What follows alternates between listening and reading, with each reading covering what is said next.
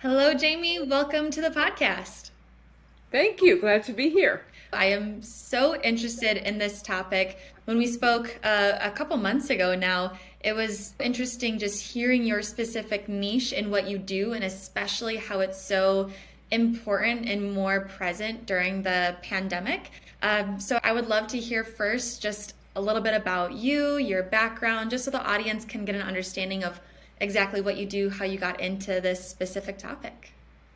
Well, my background in design was kitchens and baths, especially with a focus on aging in place. And I realized nobody likes the A word.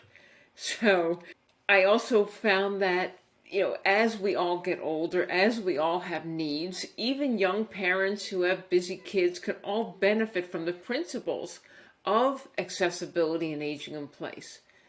So my coming to it from that perspective when I was in my 40s, now I'm in my 60s, and realized these tips help everyone. And I included them in my first book that published 10 years ago on kitchens, and my second one 5 years ago on bathrooms, and really wanted to just bring it all together into a whole house book. And that was the Wellness by Design book that came out in the pandemic. Yeah, that was ironically written before the pandemic, Mhm. released at the Yeah. beginning, but was probably even a better scenario having been launched at the beginning of the pandemic. That's not the way you want most people to realize the links between their home and their health, but it certainly did drive that point literally home and very painfully home. And then the things that I had in the book, like creating healthy, ergonomic work from home spaces, the importance of indoor air quality, maximizing your kitchen, creating home fitness areas. Well, those all became a lot more helpful when suddenly people were using their houses and apartments in ways they never expected they would. Right. I mean, I live in downtown Chicago, so a lot of my peers and friends even have one bedroom or studio apartments that then became their gym, their office, their kitchen, their bedroom, all in Yeah. one space. And some of those folks, maybe your friends, have roommates. Yeah. And Or two people working from home is harder than one person working from home.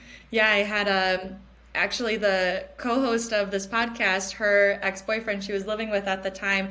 I think they were, I don't know if I'm gonna get this right, but I think they were in between apartments and both in a studio or at least a very tiny one bedroom, both working from home. Mhm. Yeah, It's challenging, that's for sure. yeah. And so, even broadly, because that's relevant in apartments or even big homes when you have a space for each individual part of your life.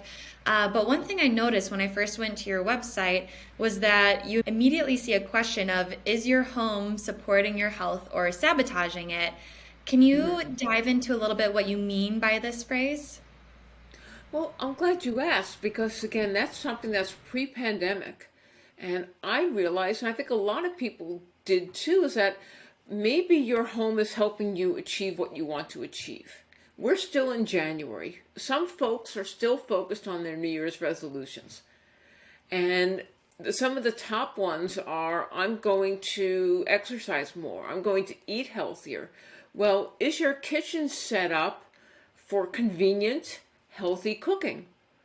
Or do you have all of the ice cream maker and the waffle maker and the fondue pot all sitting out on the counter with no room for healthy cooking? Is it a chore because everything is dark and cluttered, or is it a pleasure and it's making it easy for you to achieve that goal? So that would be an example of how your kitchen can support or sabotage you. Even let's say, for example, you are one of those folks who realize I need to work from home or I get to work from home, and your home office is set up in such a way that the only light in the room is coming from, up on the ceiling behind your head, and it's not shining on your work surface. Or you get backaches and neck aches from how your workstation is set up. Well, that's sabotaging you, not supporting you. So those are just a couple of easy examples. The website, focuses, if you take the quiz, and I don't know if you have, it will look at different areas, and the book focuses on different rooms of the house too. Even starting out, a lot of us suburban folks, we enter our homes from the garage. And for a lot of people, the garage is a dumping ground for all the things that no longer fit in the house, right? And that can be very unappealing too. So if that's your first experience when you come home, that could be sabotaging your mood.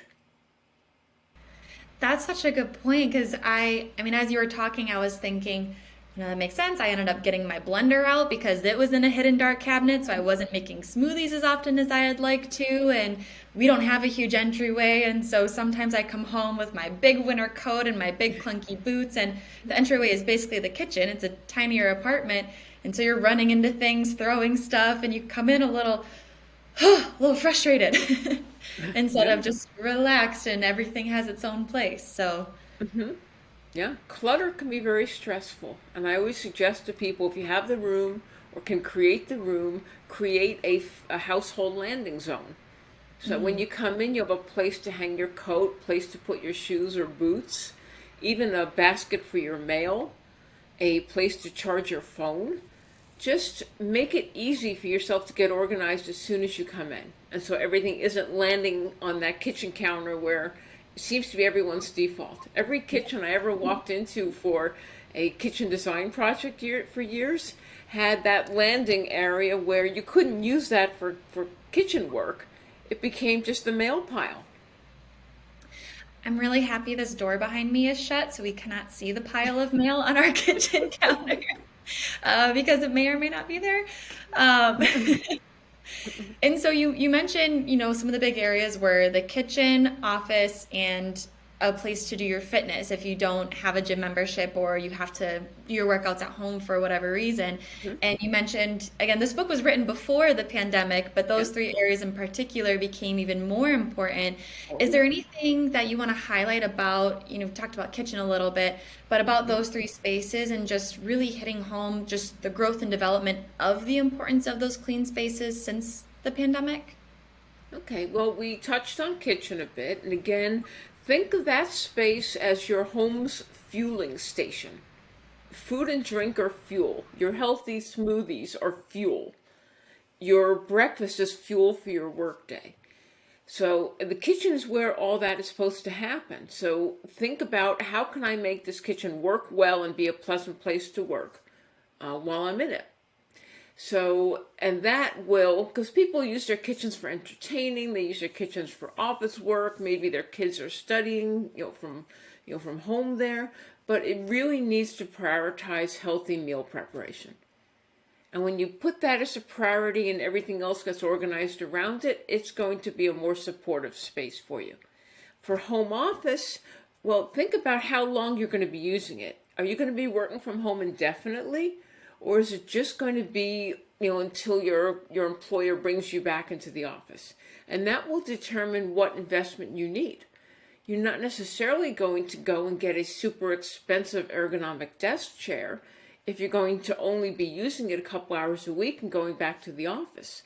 But you can make the chair you have more ergonomic with cushions and maybe even if you want to get a little bit of core workout, you can put one of those balance pads on there. You can get a desk riser to elevate your computer so you're not sitting all day. You can do sit stand transitions. And then I was one of the millions of people who found themselves working out at home because my gym closed when the pandemic began. And so I was working I was working, training toward a goal, and I reached out on social media to friends who are trainers. I said, who can help me adapt my gym workout to a home workout? And so I was working out via a friend trainer on Zoom with bands and dumbbells that sat in the corner of my living room. And then the times that we were working out together, they came out. And I had a mat. And the key to think about when it comes to your home fitness is what's the flooring, especially if you're doing high impact work. You don't want to be coming down on tile or cement. You want it to have some give to it. Think about what is around your equipment. If it's a workout bike or a treadmill, does it elevate? Are you at risk of having your head hit a ceiling fan or a hanging light fixture? So be really conscious of what you might bang into when you're working out, because you don't want to have to worry about that. You want to focus on the workout, but make sure your place is set up with the best air quality you can, So you don't have the cat box nearby, for example, and you've got, maybe a fan going or windows open if the weather's friendly outside. And things are just, again, set up in such a way that it's safe and healthy for you to work out there. And nice is a pleasant, element too. I have a poster, not in this room, but upstairs in my workout area, which doubles as my living room. I have a poster on the wall from one of my previous hikes from Mount Whitney. So that is my motivation to get off the couch and do my workouts for Kilimanjaro when it's safe to travel there. Yeah. I love that. And I had a couple of thoughts during each of those explanations, but one thing that came to mind that went through all of them is that all of these tips and tricks and advice that I know you go into more detail in your book, it sounds like they're those tips that a lot of us may think when we read them or hear them for the first time, well, duh, I need to make sure I don't, I have air when I work out and I'm not going to hit my head. And, I need to make my appliances in the kitchen more accessible. But it's one of those, you don't realize it until it's told to you. I could see in the moment people think, oh, I want to make a smoothie, but oh, it's frustrating and annoying. It sounds calm. I'm not going to do it right now. But they don't dig down as to why they're not actually making the smoothie. It's because you're not making it easy for you. And so it sounds like Exactly. all around, it could be little changes that you make just to make things more accessible, easier, more calming. That may seem obvious once you're told, but you wouldn't come up with them on your own without being told or reading your book, for example. That's true. And I've done a lot of wellness coaching to get my Mayo Clinic certification. And the thing that I've heard almost every time from people who want to lose weight, for example, is I don't enjoy being in my kitchen. It's dark, it's cluttered. I, I don't make meals there as much as I should because it's not a pleasant place to be. Now, if that is getting in your way, it is easily solved even without a kitchen remodel. And I really wanted to make the point in the book that even if you're renting your first apartment, even if it's a studio, you could still make it work better for yourself.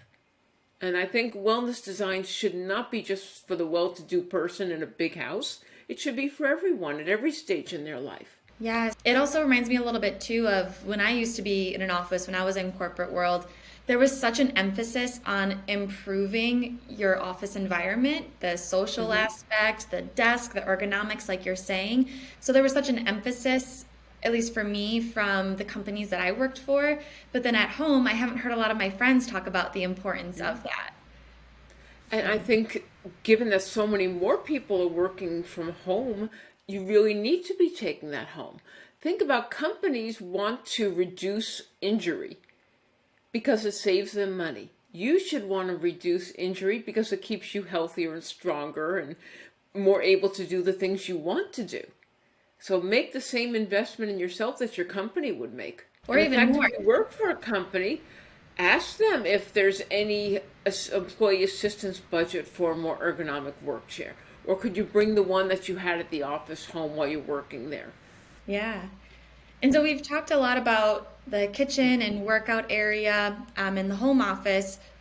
The answer might be one of those three, but out of all of the rooms in homes, where do you tend to see the most under optimized for people, kind of the forgotten area to focus on? Well, I think garage is one of them. And again, for us suburbanites, when that's the first place you come home, make it as organized and appealing. Let it welcome you home. People don't always even think about it as part of your home, but it is. And people can use that space in ways that they hadn't thought of. Some people use it for hobbies. Some people use it for fitness. Some people use it just for storage. But make it appealing if that's your welcome home every day. So that's one space that doesn't get enough focus. Another place I think that people tend to not think of as much as they should is the bedroom. They might look to make it pretty because it makes you smile when you walk in, but is it really optimized for sleep? And that's something that people underestimate the importance of. Yeah. And that's something people, I mean, even Me as a fitness coach, I talk to my clients a lot about their sleep quality. Are they getting good enough sleep?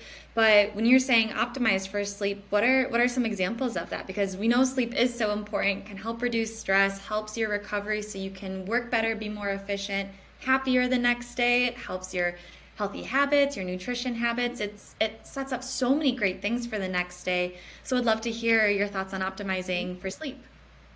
Well, one example would be lighting. Are you getting glare from outside your window? Are your window coverings keeping out headlights if you live in an area where cars go by? Or lights from just the street lights?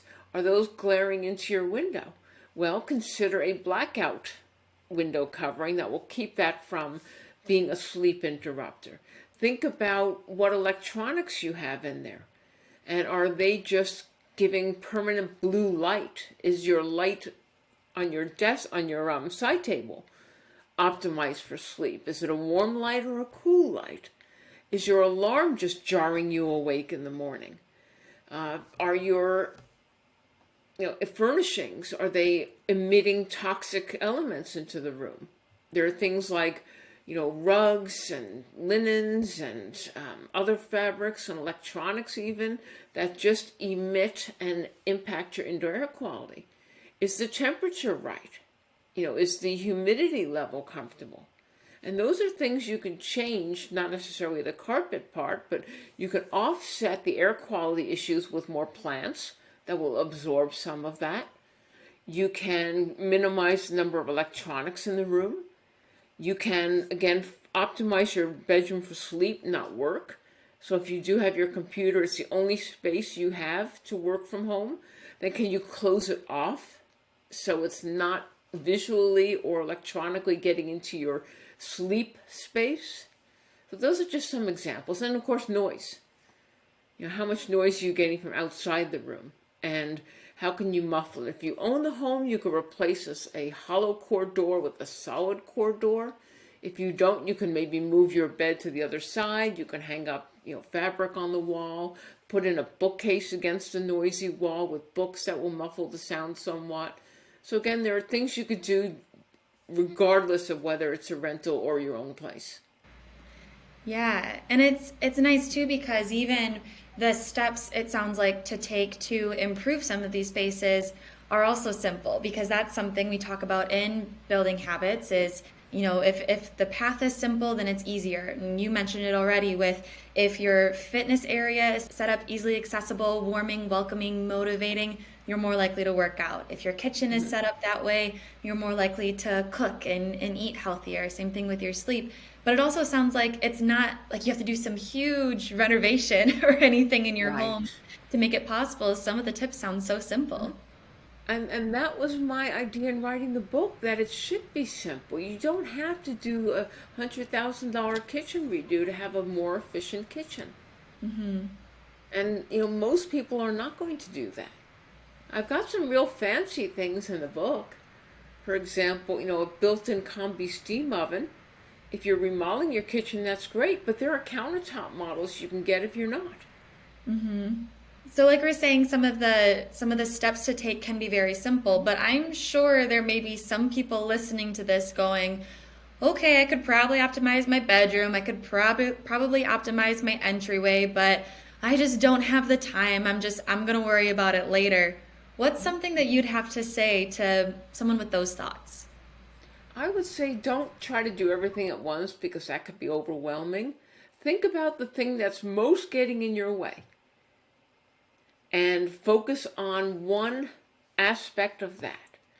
Like maybe it's the kitchen, and you're not going to redo the whole kitchen at one time, but reorganize the area around your cooktop, for example, just to move the utensils closer. Get one of those little dividers that can make it easier to find your spatulas and your mixing spoons without going through the whole drawer. That's just a tangle of things. Get rid of old things that they're not in good shape anymore. So toss those or recycle those if they're recyclable. Donate things where you ended up getting three of the same item and you only need one. Well, donate two of them to an organization that helps newcomers to America, for example. Yeah. So, don't try to do everything, do the thing that's most necessary, most helpful right now. And most helpful, I'm sure, and please correct me if this is wrong. I'm adding in from what I've experienced, but I am not the expert on this piece. But first steps or most necessary could be either probably the simplest steps or the things that are visibly, physically causing you the most anxiety or stress. Is that fair to say, or Could would be you have that. advice? It could be that. And if that's an easy change, start there. If it's something that's getting in the way of your accomplishing a goal, start there. One of the other big popular New Year's resolutions is quitting smoking. And people don't think about their home environments either supporting or sabotaging that. But one of the ways you can help yourself is if you have a favorite chair that you smoke in, move it out of the smoking area. Put it in storage. Have someone come in professionally and get all the smoke odors out of the room, out of the home. So you're not constantly smelling that where it triggers the urge. Yeah. Give yourself new surroundings. You know, some if you have a hobby that you do with your hands like knitting or sewing or whatever it is, have that handy next to your seat so that you're breaking habits and you're changing the environment where those habits were created. So that may not be causing you stress, but your cigarette, ending your cigarette habit is, and Yeah. that can help. Yeah. And this is so amazing. I mentioned it earlier in our conversation, but as someone who teaches someone healthy habits and specifically with fitness, Kate does it with nutrition. We always talk about, making the easy recipes. So 15 minutes, just a few ingredients, be able to put it together. For the workouts, things that feel good on your body, that you find fun. We always say fun workouts are the ones you're going to stick with, Right. whether it's with a friend or hopefully people like me that they work out with me and so they keep coming. But so much emphasis is put on changing habits by the things that you're doing and, creating a plan. But I never hear really setting up your environment for that. Maybe it's buying some more workout equipment or, let's help you put together your grocery list, but it's not, let's set up your environment, your external environment to support you in these things that you want to do. And that's true. If people say, well, I want to get healthier, they don't say, I'm going to redo my house or redo Yeah. my apartment. And it can just have a huge impact. I've had clients who have treadmills. They don't use them because they're surrounded by boxes. They're hard to get to, and the space is not conducive to enjoying that workout. I don't even like the E word, exercise, and the D word, diet, any more than I like A for aging. I like Yeah. to think of myself as a weekend athlete and to train rather than exercise and to fuel rather than diet. So is this meal that I'm making in this kitchen, is this going to help my workout today or not? And is my space going to help me make that easier and faster or harder and slower? Like you're saying, your smoothie, your blender wasn't in a convenient spot and was keeping you from making your healthy smoothies. I'm presuming they're healthy smoothies. Sometimes. It's delicious food and there's veggies in it, fruit Oh, sometimes. Sometimes it's right. peanut butter and chocolate. So you get to control that when you have a healthy fueling station at home. When you're going out to a Jamba Juice or Robex or one of those, you have far less control over what's going into your drink. And a lot of hidden sugars, I can tell you that. Oh, yeah. I used to work for a smoothie company and we did a lot of research on the healthy smoothies, quote unquote, that were sold and the amount of sugar in those. Whew, much better to make it yourself, even if you do add in some of the fun chocolates and other things. Yeah, absolutely. But a lot of people opt to even wait in line for 15 minutes to purchase a smoothie versus spend the 10 minutes at home with your own ingredients to make it. Because in a lot of people's minds, and I didn't even put together when I worked for that company, it's because the kitchen probably wasn't conducive to putting that smoothie together. And it was easier, more convenient, less stressful, whatever phrase is best, to wait in the line for 15 minutes. It took more time, cost more money, but people still chose to do that more than make a smoothie at home. And making yourself a cool little smoothie station at home could be fun. Yeah. You have everything there, not just the blender or the smoothie maker, but you have the other items that you're going to put in it and the seasonings that you like to add and the tools. Yeah.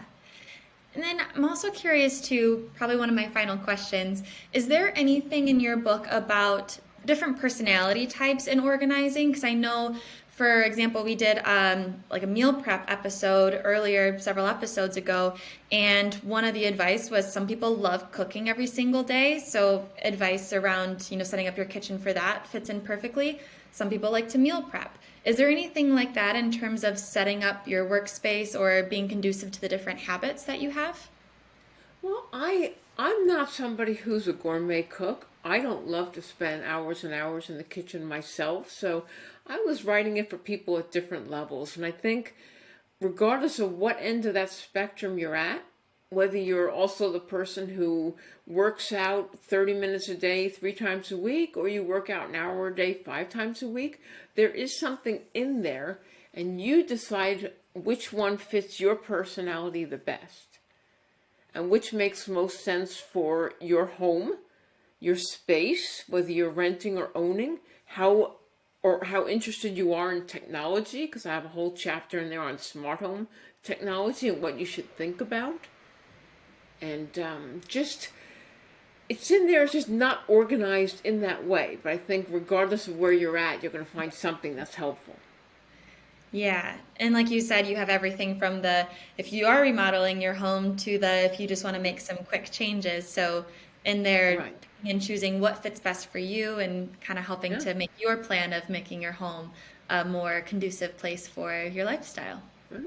Yeah, do you want to enjoy a handheld massaging shower head after a really tough workout? I know I love that. Mhm. Or are you redoing the bathroom and you're going to put in a steam shower for even a bigger focus on health? So where you're at in that, or where you might be next year or the year after, that's going to shift. Yeah. Yeah. And then, so we've talked about a lot of different rooms, a lot of different Mhm. amazing advice from you. What is maybe one or two things that you would love someone to walk away from this conversation with? If they remembered one or two things about this topic, what do you want to make sure that they remember? I would say think about your home not just as the place you live, but the place that supports your life and your Mm. well being. And I would also say that, again, I know I repeated this before, but so much of what you read about wellness and wellness design is at the ultra luxury scale. And I think we've all learned the importance of homes to our health. And I really want everyone to know that wellness design is for everyone, not just the well to do. Yeah. And think about it, in terms of how you eat, how you work, how you sleep, how you interact with technology, your habits, your social, all of it. This is our place. And this is where we come home to, literally. Yeah. Yeah, they always say you want to feel comfortable and happy coming home, but it's even more prevalent now as we're spending even more time at home and yeah, why wouldn't you want to invest in the space that you spend most of your life, probably consciously and while you're sleeping? And invest in comfort, yes, but don't make it so that your home is just optimized for you to be a full-time couch potato. Yeah. Been there, done that. So Yeah. optimize for health and comfort. Comfort Mhm. and joy. What I call the 5 facets of wellness design are health and fitness, safety and security, accessibility, functionality, and comfort and joy. And we've covered a lot of those today. Yeah. This is amazing. And we've mentioned your book several times too. So I will make sure to link that in the show notes so people have Thank you. access to it. And because I know that's probably the best way if they have questions or are curious and are interested to learn more after listening to this podcast, it's all going to be in that book. And I have 2 excerpts on my website on the jamiegold.net/wellness by design, so they could read an excerpt about home fitness and an excerpt about primary bathrooms. And should they get the book for themselves, whether through the library or Audible, there's an audio version, or a bookstore, then there's a reference in the book to extra bonus material on my website that I update, that I keep updated with resources and links to, oh, I love that, that oven in there. I love that sink. And you can Yeah. link to the company that provided the photo. Oh, that's awesome. Yeah, I will So, definitely make sure I'll link your website and your book, and I'll put the Audible link in there as well, so people can have multiple ways to access the book and also have your website as well if they just want to start off with the excerpts. well, thank you. I appreciate that. Of course. Well, I'm sure our audience will want it. So it's a for you and for them. It's a win-win scenario. Well, do you have any final thoughts or anything else you would like to mention?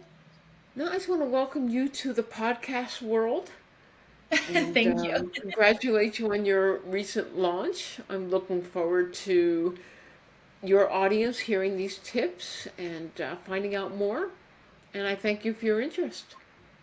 Awesome. Thank you so much. I'm so excited to release this episode.